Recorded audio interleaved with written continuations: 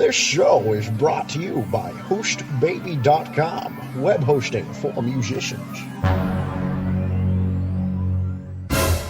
Here on lucky episode 13 of Music Marketing Monday, we're going to have a collection of listener feedback. Think of it as a sort of a comment souffle, not a specific topic, but we're going to be answering questions and responding to comments that you, our listeners, have sent to us. It's going to be a good one, so hang tight.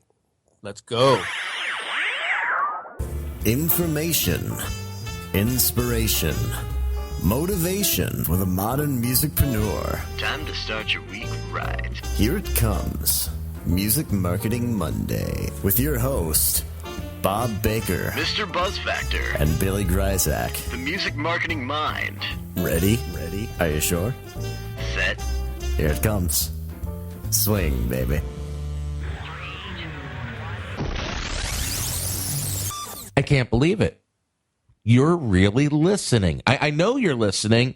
Bob knows you're listening. We all know you're listening because you've been sending us comments. You've been sending it by Twitter, by Facebook, by SpeakPipe, by MP3, by Homing Pigeon. Oh, wait a minute. I'm getting ahead of myself. I am Billy Gryzak, the Music Marketing Mind, and this is Bob Baker, Mr. Buzz Factor. Happy to be here, Billy, in another episode 13. I know our original concept didn't work out for this one. We're going to save it for a better. What was your original idea for this episode? Well, I figured superstitions, horror stories, anything.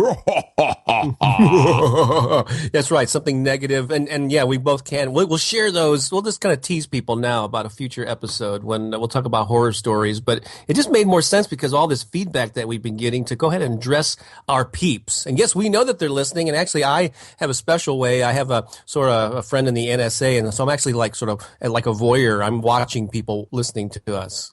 I just tie into the hacker network, So. Actually, that's scarier than maybe any of the horror stories. I think that I'm watching people while they listen. Well, first of all, let's get down to brass tacks here. Thank everyone for listening and downloading the show. Bob and I started this. We had no idea what we were doing, and quite frankly, nothing has changed. Right, yeah, of course. That one hopefully will. It won't never change. No, in fact, today, I'd say we were scrambling around 5 or 10 minutes before the show trying to figure out what the heck we were going to talk about. But thanks to you, the listener, the fan, the follower, we have content, and we really do appreciate it.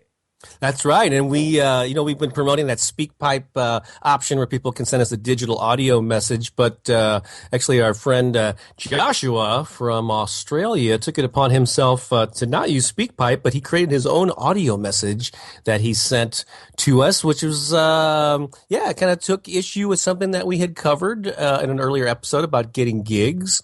And so should we go ahead and jump into Joshua's comment? Yeah, Joshua, let's hear what you have to say. Hello, Bob and Billy. Josh here from DIY Music Movement Podcast here in Australia. Loving the new show, guys, Music Marketing Monday. So I'm actually recording this on my iPhone as I'm out and about, as I was kind of spurred on by something I just heard in Music Marketing Monday, episode 8. Firstly, I agreed with 95% of what you guys said. It was a great episode, but I have some feelings regarding communicating with venue managers and bookers.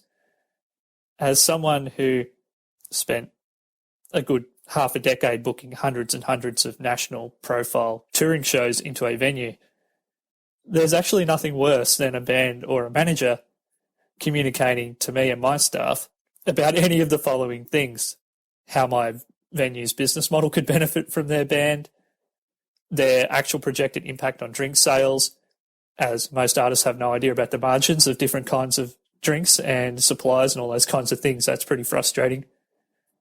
They sometimes feel they understand the motivations behind a venue, which aren't always financial. And sometimes it's about branding or bringing a certain vibe to the community or a certain artistic bent to the community. So that's kind of frustrating to have that sort of thing communicated to you. And finally, most artists just don't understand the nitty-gritty of an in-house budget of a live venue. So I'm an artist at heart, and I've spoken to Bob before on my show, and he knows that's the perspective that I come from. But really what a venue manager really wants to know, particularly if they're very busy and they're getting a lot of email, in as few words as possible, they actually want to know exactly what you sound like, what local bands and what local press you might have a relationship with, and what type of marketing your band is particularly good at. The type of marketing that might promote their venue and bring in new punters, not just your own crowd. So they're the sorts of things that I believe a venue manager really wants to know. So as I said, apologies if it sounds like I'm challenging you guys on that particular point, but I think it's important to say that as artists, we don't always understand what motivates and impacts a live venue, either financially or as far as their culture and the scene around the venue. And having those sort of things communicated to the venue can actually frustrate a lot of venue managers because they're professional and they're trying to do the best job that they can. And they really just want to know what you sound like and how you're good at marketing yourself. So great show, guys. I'm really loving it. It's my favorite new music marketing podcast. And it's Josh again here from Australia, DIY Music Movement Podcast. And for anyone out there who thinks I might be sounding a little harsh, take everything I've said with a grain of salt. But I just wanted to reach out and say I'm loving the show. Cheers, guys. Bye. Wow. Well, first off, Joshua, what I'd like to say is, how dare you disagree with us? I know that's bull. Yeah, no, that's no, man. Because there's one thing that Bob and I both know. Even though we know 1,001 ways to do things, there's probably another 1,001, and then another 1,001 ways to do things. And we appreciate all the feedback. Like, if you ever have an idea that expands on anything we say, we want to know about it. So Joshua did a great job, and you want to talk a little bit about some of the points there, and I'll chime in. Yeah, sure. And just to be transparent here, yeah, I know Joshua. We've never met in person, but he's interviewed me actually on 2 different of his podcasts. And I know he's a big fan and a listener, and he was very diplomatic and very complimentary in leaving those comments. I think last week or whatever, we talked about the haters that came up and how you can disagree with someone without being snarky or rude or whatever. And so he did it's a great job of showing how to be complimentary yet show a counter viewpoint. So yeah, I likewise want to thank Joshua for taking the time to articulate that awesome message. And so admittedly, I don't know about you, Billy, but admittedly, I have never worked at a venue other than there was a 1-year period where I was a bartender, and a lot of people tell me that Bob, you do so many things. You're a painter, you're a musician, you're an actor, all this stuff. There's there anything you can't do? Well, yes, bartending is I was like the world's worst bartender, what goes in a gin and tonic, that kind of thing. So that was the closest I ever came to actually working at a venue. So pretty much my exposure has been as a fan in the audience and a musician. And so Joshua apparently has a unique angle, and that he has worked at a venue, I guess, as a booker. He's also a musician himself. He's a podcaster, et cetera, et cetera. So yeah, I value that perspective. Now, I don't know if there are cultural differences, maybe, or, with the scene or whatever in Australia versus the United States. And everyone's perspective, I'm sure, is different. I know that over the years, I will say that I have talked to venue people. I have heard venue people on panels, so I have actually heard out of the mouths of people that have worked at venues that they are interested in that cash register ring at the end of the night. A lot of people have sort of said that almost like a mantra over the years. So I think there's some way of working that angle in. And I don't know if it maybe is Joshua's sensitivity being an artist himself. Maybe when he works at a venue, he is more concerned about the style. But he did say that another thing, in addition to telling what kind of music you perform, is what you're going to do to promote it, which was a thing that we did stress, I believe, in that. And I think he was referring to episode 8 of Music Marketing Monday, which is called Book That Gig, How to Talk to Talent Buyers. And so, I don't know. You got any thoughts on that, Billy? Boy, oh boy, do I. We've had a spirited, extremely spirited discussion for the last several weeks on the Facebook group Music Marketing Mind. And literally, we've had threads, 100, 200, comments long on this topic alone, dealing with, I think it has to do with cultural differences, because apparently, I don't know about Australia, but Australia, from what I gleaned from the message that he sent, seems to work a lot more like England and the UK, which appears not to work like the US and Canada. So here's what I mean to say by that. It seems that like the venues are a lot more concerned about the vibe that they're getting and making sure that the acts fit the vibe.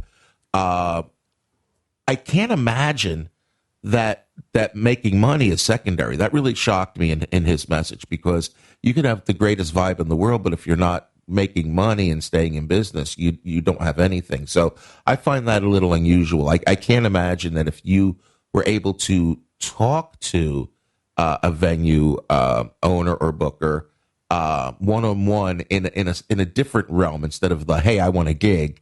Like, if you could find a way to befriend them and just have a conversation with them about, what truly matters, that you couldn't have that conversation about, well, we can help you make more money, and then it would make more sense. But again, it seems very cultural, because in our group, the people from, Canada, US, were very having some serious conversation and debate with the people from the UK about how to go about booking gigs and approaching venue owners. So quite frankly, I'd like to learn more about that, not being from the UK. You know what I'm saying? Yeah. And I'm pretty sure, if I remember that episode, that Joshua, I think, was probably responding to something that I was recommending in that episode, where I had said, don't start off your emails or your voicemails with, hi, my name is Fred. I play in the XYZ band, and going to this long thing about you and your band, which is focusing on you. I said, start off with a focus on him. My suggestion, if I recall, because I've said this many times, even outside this podcast, is to maybe start off with a compliment if it's your first time connecting. Hey, I love the club and the vibe, that you got. I saw a recent show there, something complimentary. I got this idea about how, to bring in some new people, and then go into who you are. I think he was saying, all I need to know as a venue owner, respect that I know how to run my business. And he's, just tell me what kind of music you play, what you're going to do to promote your show. I think those are the two key factors, from his message. I think both approaches are almost identical. It's almost the syntax is the question. It's like maybe in the UK and in Australia, they want to be a little bit more direct in with the first couple lines, and then you can still throw in the other stuff afterwards. You know what I mean? It's kind of like writing a newspaper article, where you put the meat first. So right. I guess it all boils down to knowing, oh gosh, now I sound like a broken record. It's knowing your target audience, okay? Right. It boils down to, okay, if I'm going to be trying to book venues in the United States, if I'm going to try to book venues in the UK or Canada or Venezuela, whatever, I guess it wouldn't hurt to know how these people like to be spoken to, in what order. That's a great point about knowing your target audience. Yeah, knowing what's important to them. So maybe when you're booking your European or your Australian tour or whatever country, it is find out what those hot button issues for them, lead with that, and maybe you adjust accordingly. And you're just going to resonate with some people more than others, and so even if you use the same approach in the same country, it's like, every venue is still going to have and venue person, I should say, because we're not dealing with entities, we're dealing with people.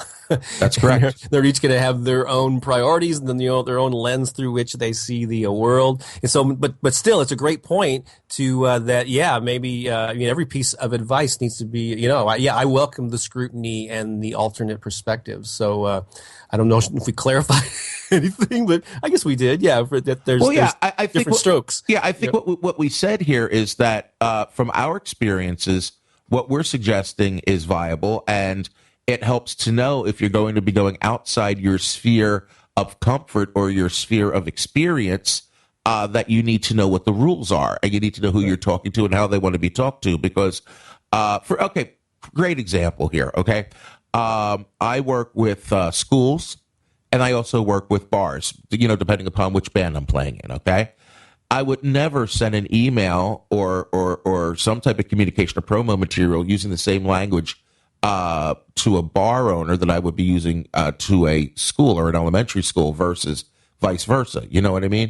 Mm-hmm. So if you are planning on playing in Australia, it's a good idea to get a handle on, how they want to be spoken to, what language they use, and what's important to them before just blindly saying, yo, dog, check out my new banger, man. I'm on tour, shizzle, whatever. I don't know.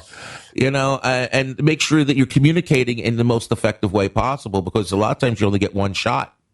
Right. And I guess so bottom line for me, I guess my best suggestion here would be to choose what you think is the best approach based on the research that you've done, your conversations with people. And then on the first 10 venues, and this also doesn't just deal with venues, also like seeking out publicity, seeking out exposure on blogs and podcasts, come up with the best approach, the best pitch email or whatever, send it to 10 different sources and then get feedback. Was it effective? Did you book 6 of the 10 places? That would be pretty good. That shows it's effective. Are people telling you, hey man, I don't need to know that. Just give me if you get some, more than from one person, if you get a couple of them or a few of them saying, hey, I really would more appreciate this, then adjust, try with another 10. It's all about trying stuff, adjusting, listening to the feedback, pivoting and trying again, All right. Now here's a perfect example. Frank LeGrand, who's a member of the music marketing group, commented on something really similar.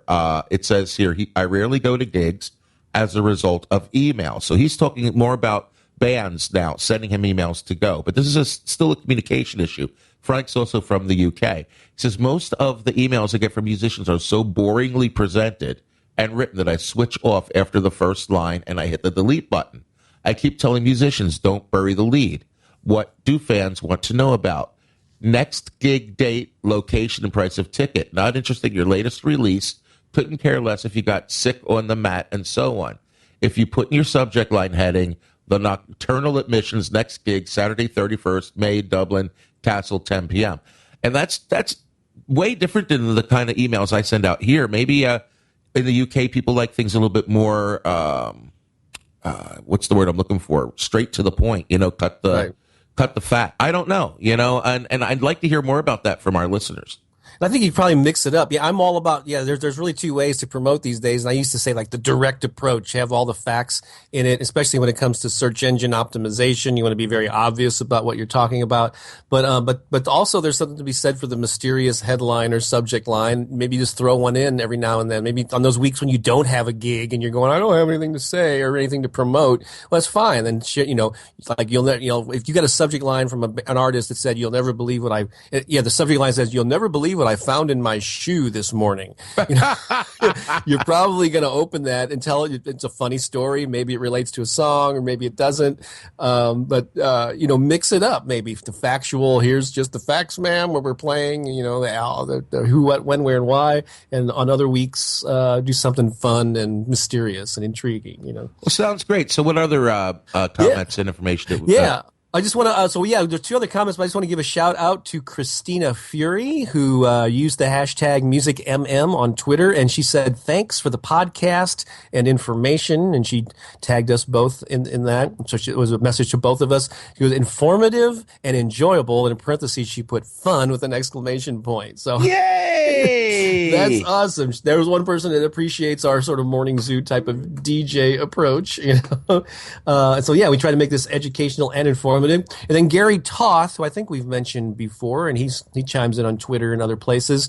He asked, how about the topic of saying yes to everything versus learning to say no? There's a lot of conflicting advice. And I'm not sure if Gary watched a recent episode. Like a few months ago, I interviewed Derek Sivers, who is the founder of CD Babies, an old friend of mine. A very like one of the most popular interviews I did in this creative entrepreneur series that I'm doing now, and we actually with Derek we addressed this. So I'm not sure if Gary saw that and was responding to it, or it just is a separate thing. But here's here's the thing is saying yes to everything. Yeah, I'll do whatever. I'll play here. I'll do whatever. Versus being more selective. And so in my conversation with Derek, both of us agreed on this. And so here's my philosophy. When you're early in your career, like if you're just starting as a musician, or if you're a seasoned person but you're starting a new project, so it's a brand new aspect, it's a new band, a new style or whatever. If you're either one of those situations and no one's heard of you and you're really kind of starting from scratch, I would say yes to everything. Hey, you want to play in my backyard? Sure. Hey, there's a street. You can do some busking. You do everything that you can just to get out there, hone your skills, get in front of as many people by any means necessary. So you're just saying yes, yes, yes all the time. As you go along, as your career develops, and you gain some traction with fans, and you've got a little bit of a fan base, maybe, whatever, this things start happening, then you progressively start being more selective about what you do. And you find over time, after saying yes to everything, you'll start gaining opinions. Again, this is about trying stuff and paying attention to the feedback. So it actually links back to what we were just saying. And you'll find that, I like those kind of gigs. Those opportunities were great. But that was a waste of time. That really is not in alignment with who I am as an artist. And you start saying no to the things that don't resonate with you or don't feel right, and be more selective and play out less often, but make a bigger deal of them. And so that's sort of my short little response to versus saying yes to everything versus learning to say no. So I don't think there's conflicting advice there. To me, it depends on where you are on the evolutionary scale of your music career. Billy? I believe that you can always say yes as long as you work on the details, So whenever somebody comes to me with an offer that might not be exactly what I'm interested in, as I am very deep into my career, I'll usually say, yes, I would love to do that, but ... and then we start the negotiation. But I don't usually say no right off the bat. I always like to say, yes, that sounds fascinating. Yes, I would love to do that. Yes, I'd love to see how I can make that happen. Yes, I would love to be there. I can't make it, but can I help you find somebody else? Yeah. Or before I give you a firm commitment, let me ask some questions about it. Absolutely. Yeah. So yes, it's great. You ever see the movie Yes Man with Jim Carrey? I have seen that. Yeah. Yeah. So I mean, watch that movie and then get back to us. Indeed. So we're on a roll here. Yeah, I really like these reader our listener feedback episodes here. So here's a kind of a longer message. I'm going to try to read through it quickly. But this was actually left as a comment on thebuzzfactor.com. I forgot what episode it was. But anyway, this is John Henry Sheraton, another guy that I know as a customer. He says, "Hey, Bob and Billy, great podcast. Thanks." He says, "I have a question regarding my killer press kit. I've been writing, recording, performing original music for about 15 years, but the musical direction that I am currently going in is a bit different from anything I've ever done. I'm not sure how to connect my current direction with my past. I have a lot of things that would look good in a press kit, but they don't seem connected. For example, he appeared in the New York Times, which is cool, for writing a score to a family musical, performing at the Starland Ballroom in a heavy rock band, opening for the Misfits, put out folk albums, and got local press like several years ago. So he's asking, do I disregard all of that old press and identity, which seems disconnected from what he's doing now?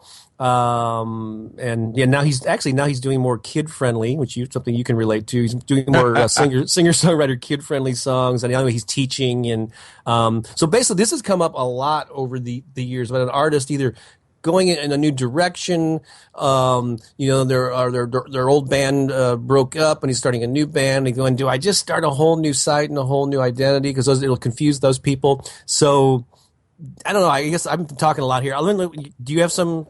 I have the answer. You ready? I have an answer. Let's see how close we are. I have the answer. There is only one answer. There's only one answer. Are you ready? Better doubt it. Okay. This is the bottom line. Are you ready? Yes, go for it. It depends. Wow. And that's not a diaper. We're not talking about. Okay. No. Seriously though. Okay. This is a great. What a fantastic question this is. Okay. First of all, I believe if you've done it, and it's great, and you should find a way to use it. Okay. I have the exact same situation. I mean, in forward and reverse too. Just check it out. My original act that I did before I start doing Mr. Billy was called Billy, Zach, and the Attack, and we were like a badass college band, and our big hit song was called Dropkick the Bitch. Now, that doesn't translate too well into songs about dinosaurs and ABCs. Now, I used to really worry about that, and I used to not acknowledge that part of my career at all. But then times have changed quite a bit in the realm of family music and children's music, where you have artists that are actually still performing songs like that. Like the groups, what are they called? I know the Bare Naked Ladies did it, and but the one that wins all the Grammys, they did the theme song for Malcolm in the Middle. Do you know what I'm talking about? Yeah, it's in the deep dark recesses of my brain, but I can't Pull it Okay. out. Hopefully, I'll remember who that. They did a song, but they start releasing children's music. Like Here Comes the ABCs, Here Come the 1, 2, 3s and all this stuff. They won all these Grammy Awards. But if you check out their current videos when they're not playing kids music, they're just as vulgar as they always were, but they're playing kids music as well.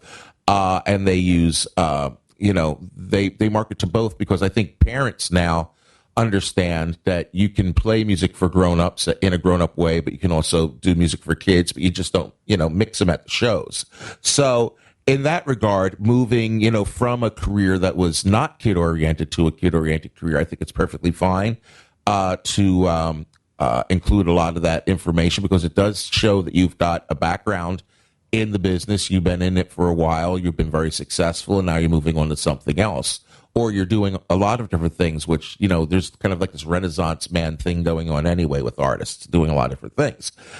On the other hand, I got the other situation where I'm moving back into doing stuff now from kids' music, and I'm doing, songs about like zombies and Star Trek and all this stuff that's aimed at geeks and stuff. And I always note my work with kids, because I've been doing it for 13 years. And the funny thing is, a lot of these people that like zombies, they still make babies and have children, and I could sell CDs to them too. So I think it's a really good idea to be able to find a way to cross-pollinate, cross-promote to everyone, no matter where you're going in your career. You just have to be, again, it goes back to what we said at the beginning. You got to have the right words. You got to use the right phrases and be respectful for the audience you're trying to reach. You see what I'm saying?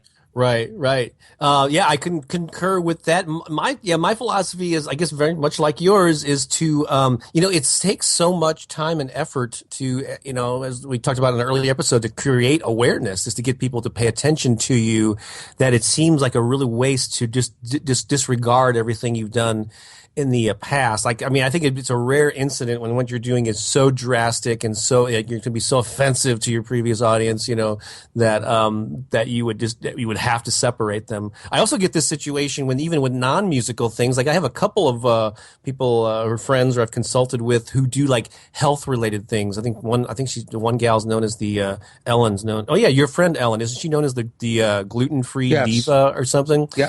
And so she's like she has a certificate, she's a qualified, certified nutritionist, and she's, focuses on this gluten-free stuff, which is actually getting her a lot of attention. And then she's also a children's musician too, and then she does a lot of stuff in the Jewish realm too, the Jewish songs.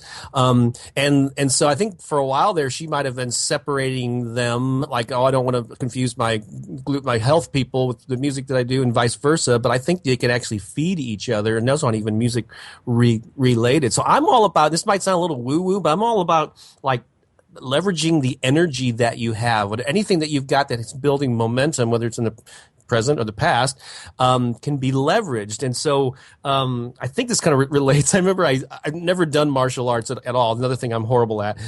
But I did remember I was at a festival or something watching these Taekwondo instructors teach Taekwondo. And they were talking about, like, if somebody's coming at you, instead of like meeting their brute force with, I'm going to stop them, and what you do is actually you pay attention to where their energy's headed, and you redirect it to a way that's advantageous to you. And so that's a weird analogy, maybe, but I like that. If you've already got momentum from something that you've done in the past, redirect it. So there's a lot, and if you have a mailing list, if you have access to those previous fans, even if it's a drastically different style or different thing that you're offering, like me, a lot of people on my email list for my books, but I kind of let them know about my artwork.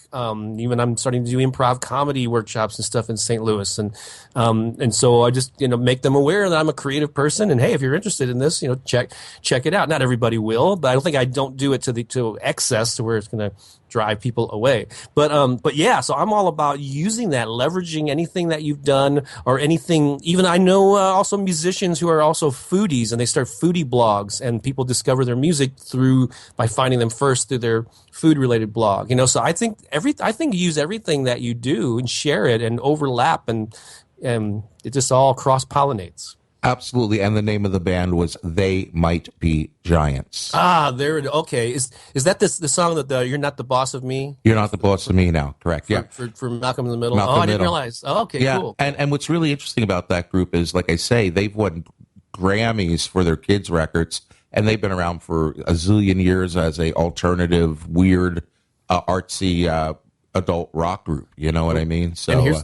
And here's a funny synchronistic thing. I mentioned that I was actually less than a year back in 1989. I was a bartender, a horrible bartender. I mentioned at the top of the show, They Might Be Giants played at this bar. And I remember John, one of the guys, his name is John, and I gave him a Coke or something during sound check and exchanged a few words from him while I was bartending. So there you go. 6 degrees of separation. I know. I have a question for you. Is DIY music movement, is that Josh that we were talking about earlier? That is, yeah. And I think it's, I can't remember, one of his podcasts is related to that. But yes, you are correct. That might even be the name of one of his podcasts. I think it is, yeah. So I just want to give him a shout out. So if people want to check out his podcast as well. Yes. That is way cool. This is fun. I like this reader feedback. I know. And I hate to say it, but unless we have something really important to throw in here, we're just about out of time for today. I know. I keep on saying reader feedback. People actually don't read podcasts, but it's listener feedback. Listener feedback. Well, you're a writer guy. I know. I keep thinking of that. That's cool. Well, yes. I'll tell you what. Let's. I have an idea. Here we go. We're gonna brainstorm in front of our listeners again. Maybe what we should do is pick one day a month, and we'll just do listener feedback day. What do you think? Sure. And actually, that could be part of the homework, is to send us your comments, send us your questions. Feel free to challenge us, pat us on the back if you want to, too. That's nice. But yeah, maybe we'll compile these, and maybe in another few weeks, we'll have another one of these. And to our international listeners, and I'd like to reach out to some of our friends like Rowan, that's out there, Frank, LeGrand, you know who you are. Any of our international listeners, and some countries we haven't heard from yet. Like, for instance, maybe I know we have some friends that listen to us in South Africa, and we have some folks down in South America.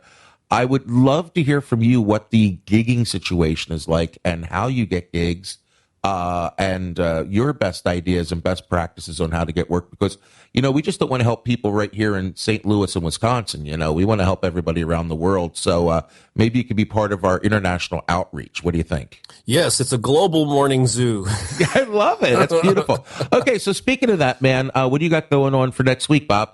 Or this, excuse me. This is Monday. This week. this week, yes. Let's get ourselves located here. Go to the buzzfactor.com and check out. Yeah, I'm actually trying to crank out one video every week. I just recently did one on the topic of being a consumer of content versus a producer. I think the headline there is something like, "Are you making this mistake as an artist?" But I'm actually going to probably do one a week, and so look for those. Should be posting those under the blog tab at thebuzzfactor.com. And also, I mentioned earlier that I'm doing these creative entrepreneur interviews. There's a separate website for that. Derek Sivers is one of my guests, Jack Conti from Pomplamoose, Karen Drucker, who's like a positive music icon. That was a great interview. But there's people from all walks of life and creative fields. But you can find that at DIYcareermanifesto.com. And there's I just posted the 29th interview in that series. So lots of stuff to offer there. Way cool. Now, on my side of the microphone here, the digital aisle, maybe. Yeah, exactly. Okay, what I want everybody to do is tomorrow is Tuesday, and it should be the 13th. Oh, that's interesting, man. We're doing our 13th show on the 12th, and then the following day is the 13th. Now, on May 13th at 2 p.m. Eastern Standard Time, I'm going to be doing a live show, a live webinar on music marketing. And my main topic is actually going to be leaving breadcrumbs. If you've never done that before, I think that's something you might be interested in. And I'm also going to be talking about other ways to, ready for this, to attract people to your shows, and also how to get big crowds at your fair and festival gigs. And I'll be taking live questions and answers. So if you go to concertwindow.com, and then you can look for the Music Marketing Mind there, or just go to their dashboard, and they have all the shows. And actually, it's a great service. They have live concerts there. You can check it out. And then I do my music marketing show every Tuesday. But the show tomorrow, everybody wants to check out. So please join me for that. That would be great. And as always, if anybody has any questions, they can find me at Music Market Mind on Twitter, and they can use the hashtag always MusicMM. And where else can they get a hold of us, Bob? Yeah, on Twitter, I'm Mr. Buzz Factor, and it's MR Buzz Factor on Twitter, and probably a couple other places too online.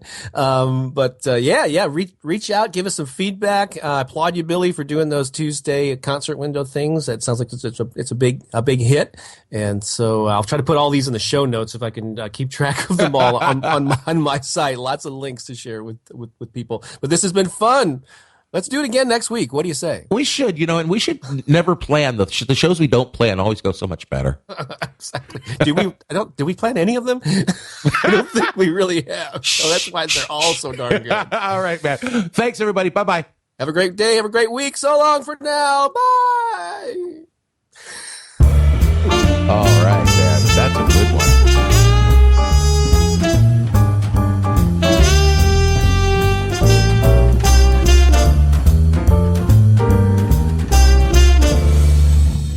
Are you still there? Excellent! Now would be a good time to visit hostbaby.com for your free 30-day trial. Of course.